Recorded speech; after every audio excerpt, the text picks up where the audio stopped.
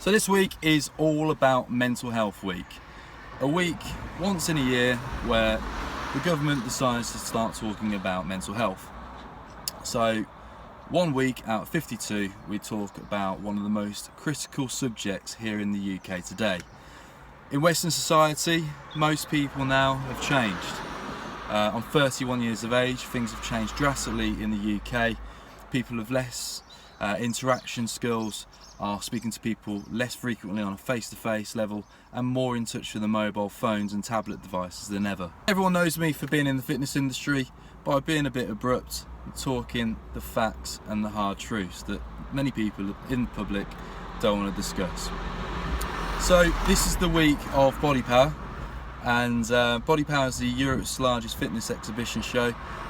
So everyone's going to be in the gym, caning themselves on crazy ass diets, trying to cut down for body power to look the part.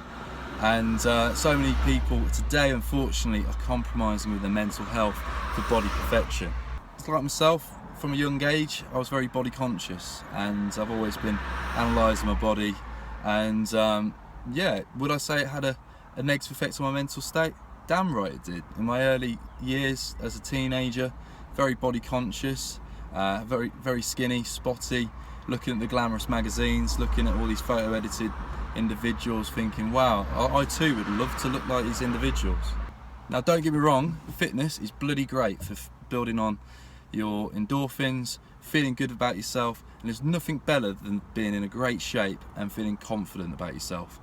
If you've got low self-esteem issues, if you've got issues with your low confidence, and you generally want to lose weight, feel good about yourself, fantastic. It's a great way to just generally feel better about yourself by being fit.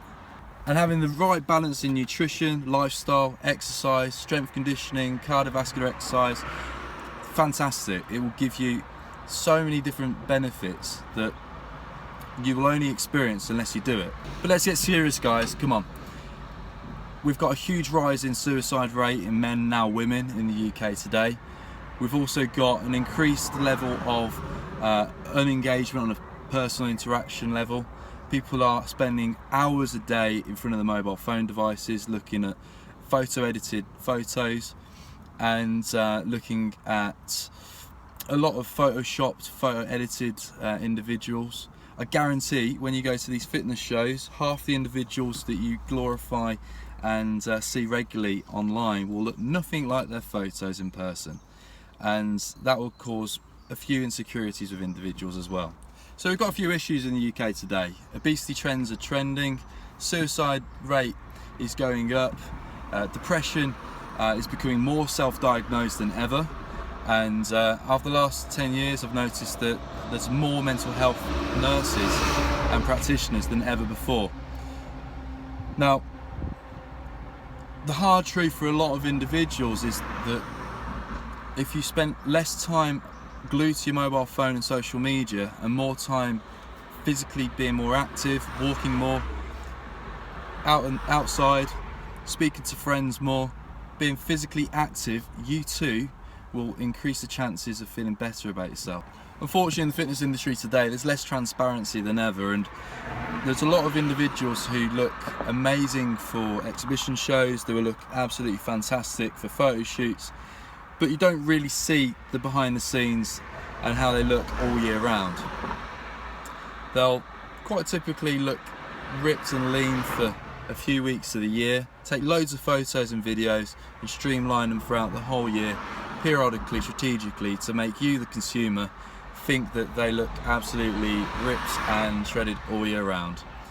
Now, very few people I see are, well, ripped and lean as anything all year round, and they're usually professional athletes where they dedicate 30 hours a week to exercise, strict on the nutrition, and it's their full-time dedicated job. So the reality in trying to look like these individuals, if you're not training full-time like an athlete, eating full-time like an athlete, you will not look like an athlete 24/7. Unfortunately, not enough people are being realistic with their expectations when they first start in the fitness world. If you're interested in getting fit and looking after yourself and start eating well, fantastic, but do it with a realistic approach. If the individual you're idolising on social media, on the magazines, are in an amazing physique all year round, or perceived to be in a fantastic physique all year round, just ask yourself these simple questions. Are you simply doing the same amount of exercise output? Are you eating as well as these individuals? Are you resting well? Are you getting your recovery right? And are you as dedicated to the cause as these individuals are? If you haven't answered yes to all of those questions, then give yourself a bit of a reality check. But unfortunately now, so many of us today are in a comparison mindset, comparing our own anatomies against other people. So if you're a 5'4" individual, slimline built, you're not going to be a 6'2" strong bodybuilder with massive whacking muscles like The Rock. I'm sorry, face facts. But equally, if you are tall, slender, and struggle to put on a huge amount of muscle, try not to compare yourself to the huge, short bodybuilders.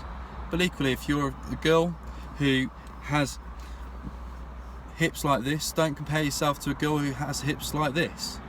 So try and find realistic role models which look similar to your body shape. So here's a really good tip for the guys out there, especially the young guys who are starting to fitness. Great tip, focus on this as much as working on your body if you want to attract the opposite sex.